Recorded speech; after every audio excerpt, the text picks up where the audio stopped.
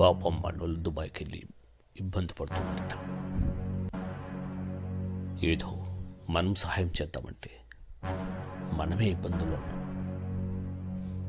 అయితే మనకు ఒకటే ఒక అవకాశం ఉంది.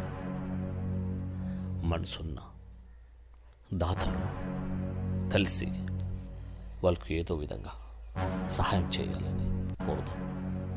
మనం వాళ్ళకి ఇచ్చే గొప్ప సహాయం ఇదే. ఏమంటారు మీరు కూడా నాతో చేయగలుగుతారంటే ఈ రోజు నుంచి మనం ప్రయత్నం మొదలు పెడతాం. లేదు అంటే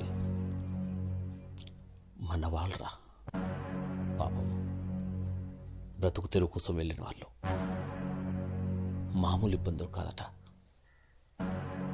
పాపం అనుకుంటూనే కళ్ళలో నీళ్ళు వస్తాయి. చాలా బాధగా ఉందిరా.